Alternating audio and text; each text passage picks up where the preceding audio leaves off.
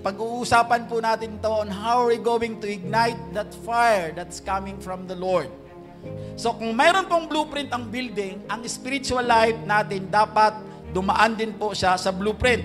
Yung ating pong buhay, yung ating pong ministry, yung ating pong church, hindi po siya magaganap ng maayos without God giving us the divine pattern. When we align ourselves with His pattern, the fire of God's presence will come. Clearing the heart. Siyempre, pag clearing, may nililinis. Diba? Pag clearing, may madumi. So, ibig sabihin po, for us to be able na magkaroon ng declaration sa ating mga sarili na gusto nating magpalinis, kailangan tayo mismo mag-umpisa muna tayo na linisin ang ating mga sarili. The revival begins with personal consecration. You can't restore what heaven surrendered. So every great building po starts with a strong foundation. This is the same true po sa ating mga buhay.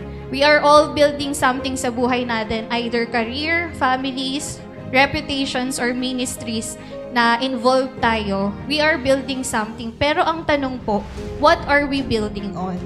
Ang susi po talaga, in order for us to have a successful life, to have a stable life, is si Jesus po. Kailangan included siya. Jesus is the only foundation that we need.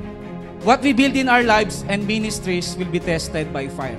Only what is truly eternal will last. For us to pass the final inspection, we have to use fireproof materials. So, mas mainam na pag dumating yung fire, no, makita natin, pag na-test na yung ginawa natin sa Panginoon, makikita natin ito na nakatayo, refined, pino, malinis, at nagniningning.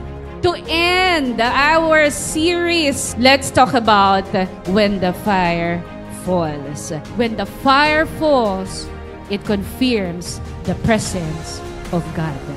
It consumes what's surrendered. When the fire falls, pride melts. When the fire falls, hindi ka na nahihiya na ikwento ang nakaraan mo dahil yun ay kwento na lamang. Dahil mayroon Diyos na nag-ayos at nagbago ng buhay mo ngayon at sa darating pang panahon. Amen. Palakpakan natin ang Lord. Hallelujah.